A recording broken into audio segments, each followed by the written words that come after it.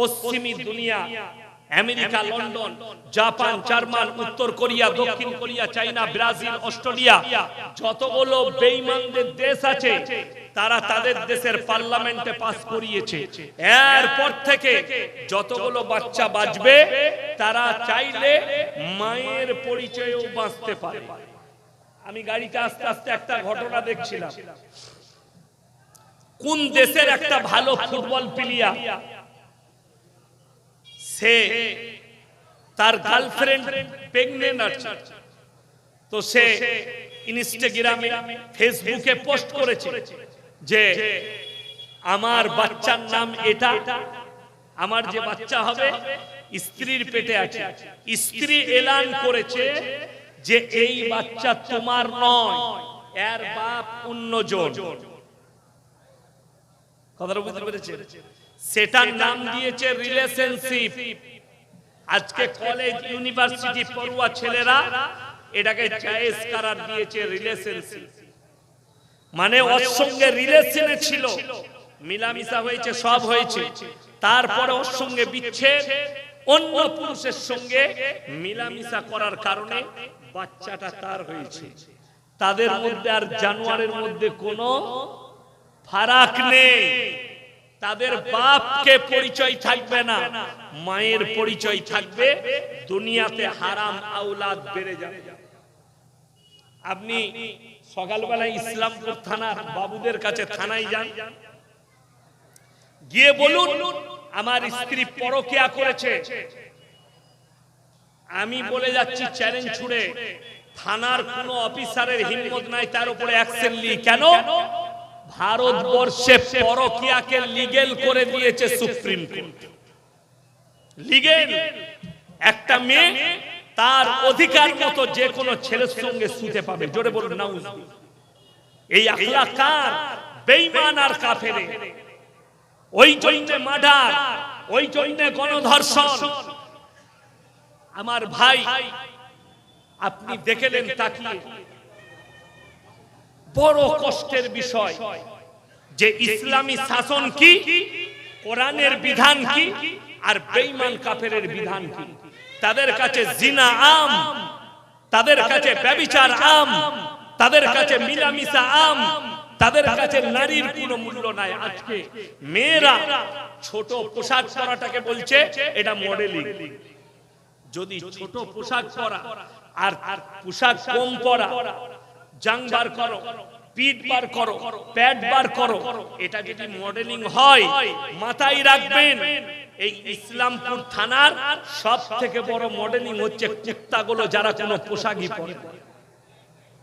তা না হলে কোরআনে আছে ওয়াদরিব খুমুরিহিন্না আলা জুনুবিহিন, হে নারী তুমি পর্দা নির্ধারিত করো, তোমরা কোনোদিন ধর্ষিত হবে না, লাঞ্ছিত হবে না। ওই জন্য পর্দা, ওই জন্য মেয়েদের শরীর ঢাকা। আল্লাহর রাসূল সাল্লাল্লাহু আলাইহি সাল্লাম রাস্তা দিয়ে পেরিয়ে যাচ্ছে, একজন মুশরিকের বিটি, হাতেম তায়ের বিটি, তার মাথায় কাপড় নেই। নবীজি নিজের মাথার পাগড়িটা খুলে তার মাথায় চাপিয়ে দিলেন।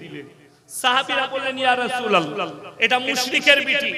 নবীজি বললেন আমি মেয়েদের মাথা ঢাকতে এসেছি, খুলতে আসি।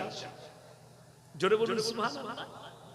নবীজি দেখেন এটা কোন ধর্মের মেয়ে, ওই জন্য শুনেলেন ইসলাম হচ্ছে যে ধর্মেরই মেয়ে হোক, আমার মা যেমন আমার মা, আমার হিন্দু মাও আমার মায়ের মতো, আমার দলিত মাও আমার মায়ের মতো, আমার আদিবাসী মাটাও আমার কাছে সেই রকম মায়ের মতো। ইজ্জত দিতে হবে। নারীকে ইসলামে ইজ্জত দেওয়া হয়েছে, নারী আর মাকে ইজ্জত দেওয়া হয়েছে। ওই জন্য তো নারীদের শরীর ঢাকা। অবাক লাগে আমাদের দেশের আর্টিস্টরা আর কিছু শিক্ষিত লোক বলছে নারী মর্যাদার কথা। আপনি কলকাতায় দেখুন, আরজি কর নিয়ে একটা কাণ্ড হয়েছে, একটা মেয়ে মার্ডার হয়ে গেছে, ধর্ষণ করেছে, আন্দোলন করছে কিছু লোক, স্টুডেন্টরা আন্দোলন করছে, তাদের সঙ্গে কিছু আর্টিস্ট আছে, আপনার ফিল্মের আর্টিস্ট, নবীজি সাল্লাল্লাহু আলাইহি সাল্লাম গারে হিরার মধ্যে ছিলেন, আর প্রথম আয়াত যেটা এসেছে সেটা হচ্ছে ইকরা বিসমি রাব্বিকাল্লাযী খালাক। হে নবী পড়ো শিক্ষার উপরে, এডুকেশনের উপরে। এই সূরার মধ্যেই আছে আল্লামা বিল কলম আল্লামাল ইনসানা মা লাম ইয়ালাম। আমি কলমের সাহায্যে মানুষকে শিক্ষা দিয়েছি। কি শিক্ষা দিয়েছে? রাসূল আকরাম সাল্লাল্লাহু আলাইহি ওয়াসাল্লাম, এই কোরআন মাজিদ আমার সামনে নামানো আছে, এর মধ্যে যতগুলো কথা রাসূলের মাধ্যম দিয়ে এসেছে সমস্তটাই পৃথিবীর মানুষের অজানা। মানুষ জানতেন, যেমন অনেক মানুষ সাক্ষী চায়, প্রুফ চায়। আমি কালকের জলসায় প্রুফ দিয়েছি, মেদিনীপুরে ছিলাম, আমার রান করা হয়েছে 600 কিলোমিটার মেদিনীপুর থেকে। চন্দ্রকোনা টাউন আমার বাড়ি থেকে 140, ওইখান থেকে গাড়ি ছেড়েছি এখানে আমার 640 কিলোমিটার রাস্তা। ওই মেদিনীপুরে কালকে আমি বলেছি, পৃথিবীতে যতগুলো কবি আছে, সাহিত্যিক আছে, যত কিতাব লিখেছে, পদ্য আছে, গদ্য আছে, একটা যদি কেউ বার করতে পারে যে যতগুলো লাইন লিখেছে প্রত্যেকটা লাইনের শেষের অক্ষর একই আছে। আমি আপনাদের একটা পদ্য শোনাই, বন্দে আলিমিয়ার লেখা। আমাদের ছোট গায়ে ছোট ছোট ঘর, শেষের অক্ষরটা কি আছে বাবা? এ ভাই কি আছে? র। থাকি সেটা সবে মেলে নাহি কেউ পর, এটাও র আছে। তৃতীয় নম্বর লাইনে আছে পাড়ার সকল ছেলে মোরা ভাই ভাই, হস্যই চলে। পাল্টালো না পাল্টালো? দুটো লাইনের শেষ অক্ষর র, তৃতীয় নম্বর লাইনের অক্ষর হস্যই। লাইন পাল্টালো, হরফ পাল্টিয়ে গেল। এখানে এতগুলো মানুষ বসে আছেন, কিংবা আমার আওয়াজ যাদের কাছে পৌঁছাচ্ছে, আমি এখন 1.5-2 ঘন্টা স্টেজে আছি, দয়া করে যদি কারোর কাছে কোনো পদ্য লেখা থাকে কিংবা আপনার বানানোর ক্যাপাসিটি থাকে, একটা পদ্য শুনিয়ে যান। 10 লাইন বললে 10 লাইনের শেষের অক্ষরটা একই হতে হবে, একই হতে হবে। রবীন্দ্রনাথ ঠাকুর তিনি অনেক কবিতা লিখেছেন, কাজী নজরুল ইসলাম অনেক কবিতা লিখেছেন, কবি কালিদাস অনেক কবিতা লিখেছেন, ঈশ্বরচন্দ্র বিদ্যাসাগর অনেক গদ্য লিখেছে, বঙ্কিমচন্দ্র চট্টোপাধ্যায়, শরৎচন্দ্র চট্টোপাধ্যায় অনেক গদ্য লিখেছে। আমি কসম খেয়ে বলতে পারি একটা পৃথিবীর কেউ দেখাতে পারবে না যে প্রত্যেকটা লাইনের শেষে হরফটা এক রেখেছে। যদি বলেন কোরআনে কি এরকম কোন কথা আল্লাহ করেছে? সকলে একবার জোরে বলুন সুবহানাল্লাহ। কেন জানেন? কোরআন খুলেন, والشمس وضحاها والقمر إذا تلاها والنهار إذا جلاها والليل إذا يغشاها والسماء وما بناها والأرض وما طحاها ونفس وما سواها فألهمها فجورها وتقواها جرب سبحان الله। প্রত্যেকটা হরফ লাইনের শেষে শেষ পর্যন্ত আল্লাহ একটাই হরফ রেখেছেন, হরফ পরিবর্তন হয়নি, তার নাম হচ্ছে আল্লাহ। জোরে বলুন সুবহানাল্লাহ। এখন হিন্দুস্তানের মাটিতে ইসলাম নয়, পুরো নাজুক হালত আছে। সেই নাজুক হালতটা সাধারণ মানুষ বুঝে না, প্রশাসনের বাবুরা বুঝতে পারছে, রাজনীতিবিদরা বুঝতে পারছে, যারা ধর্মগুরু তারা বুঝতে পারছে। নাজুক হালত। সর্বপ্রথম একটা কথা বলি, কোরআনে আছে আল্লাহ ব্যতীত যারা গায়রুল্লাহকে মানে, অন্য কেউকে বিশ্বাস করে রব হিসাবে, তোমরা তাদের দেব দেবীতাকে গালি দিও না। এটা আল্লাহ বলেন, তোমরা তাদের দেব দেবীকে গালি দিও না। তার ধর্মকে গালি দিলে সে তোমার আল্লাহকে গালি দিবে। আল্লাহ নিষেধ করেছেন। দুঃখের কথা, ভারতবর্ষ এত ভালো একটা দেশ যেখানে নবীজিকে গালি দিলে ওয়াই ক্যাটাগরি সিকিউরিটি রিপোর্ট, কোরআনকে গালি দিলে, ইসলামকে গালি দিলে বডিগার্ড পাওয়া যায় সরকার।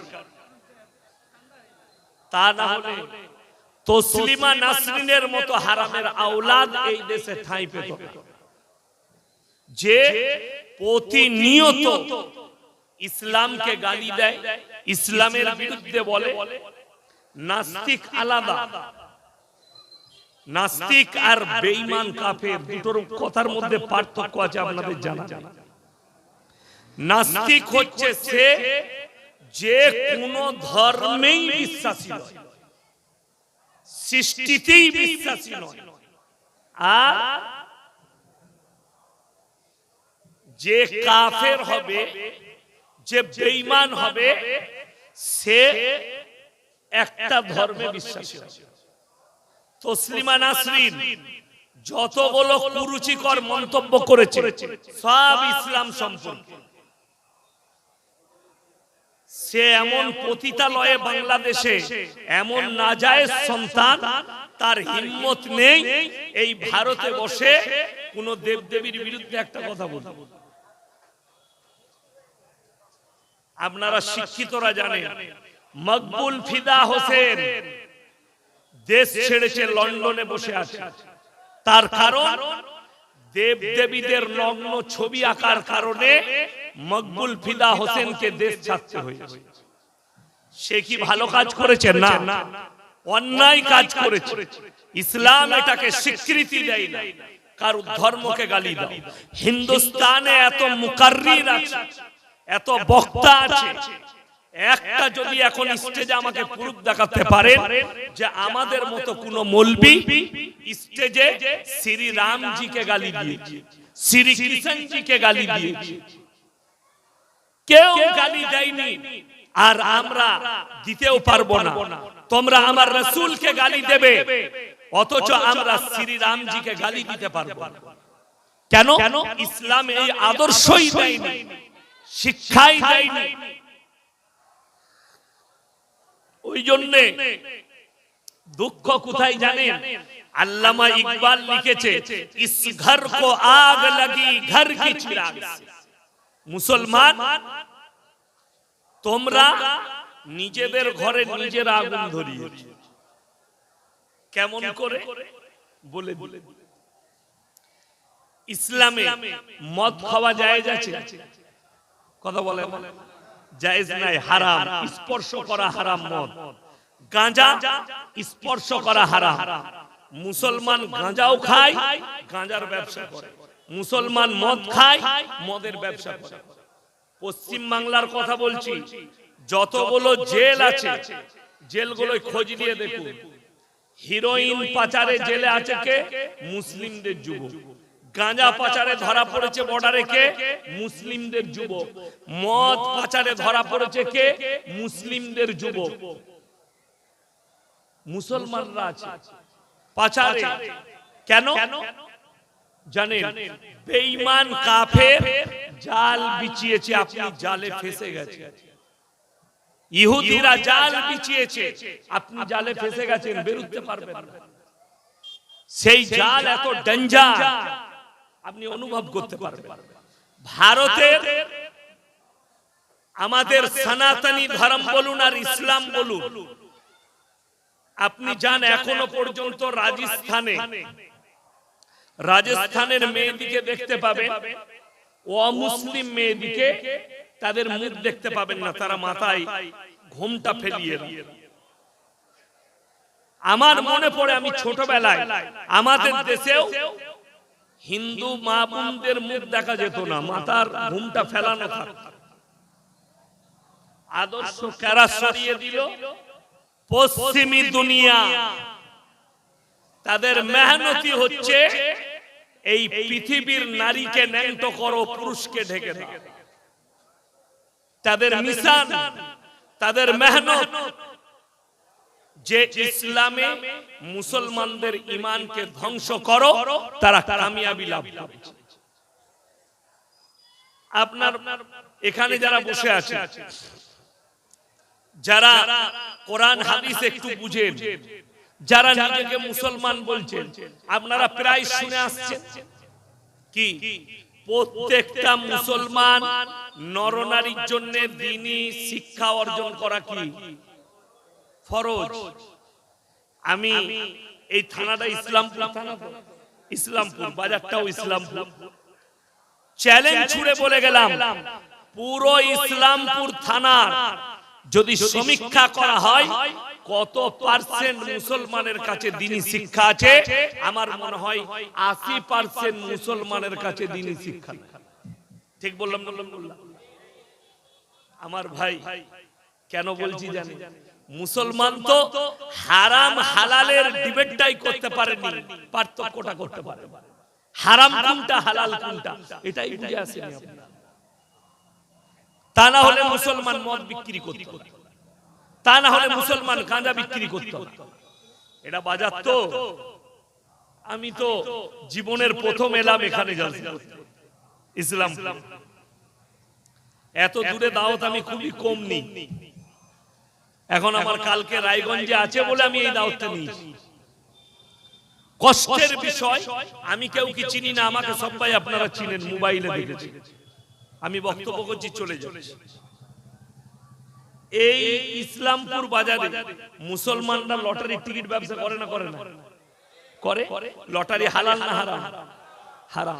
যদি লটারি হালাল হতো, সব থেকে প্রথমে তো আমরা মৌলবীরা কাটতাম। কথাটা বুঝতে পারেন? আমরা যখন মৌলবীরা লটারি কাটে না, আপনি কিন্তু লটারির উপরে ভরসা করছেন। হাদিস শোনাবো। আল্লাহ নবী জনাবে মুহাম্মদুর রাসূলুল্লাহ, সকলে বলুন সাল্লাল্লাহু আলাইহি ওয়াসাল্লাম, নবীজি বললেন, যারা আল্লাহর রাস্তায় দ্বীনের উপরে থাকবে, আমি মৃত্যুকাল পর্যন্ত তাদেরকে ইজ্জতের রুজি দান করব। জোরে বলুন সুবহানাল্লাহ। আপনি দ্বীনের উপরে থাকেন, ইজ্জতের রুজি মানে প্রত্যেকদিন খাসির মাংস খাবেন। ইজ্জতের রুজি মানে প্রত্যেকদিন দেশি মুরগি খাবেন। মানুষ খেয়ে মারা যায়, না খেয়ে মরে। কথাটা বুঝতে পেরেছেন না? মানুষ খেয়ে মারা যায়, না খেয়ে মরে। তাইলে আপনার কি মনে হচ্ছে যাদের পয়সা বেশি আছে তারা ভালো মন্দ খায়? যদি এটা সত্য হয়, তাহলে আমাদের দেশের সব থেকে বড় লোক হচ্ছে মুকেশ আম্বানি। সে মনে হয় সোনার মুরগি খায়। সোনার মুরগি খাওয়া যাবে? যদি কেউ বলে খাওয়া যাবে, সে পাগল। সোনার খাসি খাওয়া যাবে না। সোনার মুরগি তৈরি করা হবে আলমারিতে রাখার জন্য, খাবার জন্য। আপনি আমাদেরকে আজকে দেশি মুরগি খাওয়ান বাবুরা, কি বুঝলে? আমরা যে দেশি মুরগিটা গ্রামের মানুষ খেতে পাচ্ছেন, বোম্বের লোক সেটা পায় না। ওরা লাল মুরগি খাচ্ছে, বলছে यही देसी है। আমি বললাম, अरे यार ये हमारे गांव में विदेशी है और तुम देसी समझते हो इसको। ওরা ওইটাকেই দেশি বলে খাচ্ছে। আর আল্লাহ আপনাকে ন্যাচারালি ঘাস খাওয়া, মাঠে চড়া একটা মুরগি পাচ্ছে, খেতে পাচ্ছে। তো রুজি আল্লাহ মাপে। রুজির মালিক সকলে বলুন কে? রুজির মালিক হচ্ছেন আল্লাহ। আল্লাহ মাপবেন। একটা গরিব, একটা ভিখারি ভিক্ষা করে খায়, তার প্লেটেও আল্লাহ বিরিয়ানি দিতে পারে, তার প্লেটেও মুরগা মুসাল্লাম দিতে পারে। এটা আল্লাহর তরফ থেকে। আপনি অনুভবই করতে পারবেন না যে যদি মানুষ আল্লাহকে রুজির মালিক বিশ্বাস করে তাইলে আল্লাহ কিভাবে রুজি দান করতে পারে। আমাদের সমাজে কিন্তু সব থেকে কম বেতন কার? ইমামদের। সব থেকে ভালো খাবার কার? ইমামদের। আমার মাদ্রাসায় আমার বেতন 11,000, কিন্তু আমি এলাম, আমার সামনে খানা নাস্তা দেশি মুরগি মাছ চাই না, চলে আসে। আমি এক মাস আগে গুজরাটে সফরে ছিলাম, গুজরাট আর মুম্বাই দুই জায়গায় প্রোগ্রাম করেছি। তো একজন বড় লোক আমাকে দাওয়াত দিলে, সোনা ব্যবসায়ী। হুজুর আমার খুব ইচ্ছা আপনাকে খাওয়াবো। কোথায়? দামি হোটেলে, নানাবাড়ি হোটেল। চলে গেলাম লাজপুরে। তো গিলাস আছে, গিলাস কাঁচের গিলাস, গিলাসের ভেতরে মুরগির রানটা মালাই দিয়ে তন্দুরি। তো আমাকে কার্ডটা ধরিয়ে দিলে, হুজুর অর্ডার করুন। আমরা কি করে জানবো? আল্লাহ আমাদের তকদিরে লিখেছে লোকের ঘরে খাবি, তোরা যা বলবি হালাল হলেই খাবো ইনশাআল্লাহ। আল্লাহর শুকর আদায় করলাম, আল্লাহ পয়সা দিয়ে এই হোটেলে খাবার যোগ্যতা নাই, রুজি তুমি মেপেছো, রুজি তুমি মেপেছো। হিসেব করে দেখুন, একটা ইমাম 5,000 10,000 বেতন পায়, তাকে কোনোদিন লটারি কাটতে হয় না। আপনি 50,000 টাকা বেতন পান, আপনি 20,000 টাকা রোজগার করেন, আপনাকে লটারি কাটতে হচ্ছে, তার মানে আল্লাহ আপনার প্রতি নারাজ আছে। আপনি হালাল টাকাকে হারাম জায়গায় ইস্তেমাল করছেন কেন? দিন বুঝে আসে। আমাদের বর্ধমানে ছেলেরা লরি চালায়, ট্রাক, বালির গাড়ি, পাথরের গাড়ি। বালির দামি ঘাটটা কলকাতায় সব থেকে দামি বালিটা, সেই ঘাটটা আমার বাড়ির কাছে, দামোদর নদীতে সিল্লার ঘাট। প্রত্যেকদিন 2,500 থেকে 3,000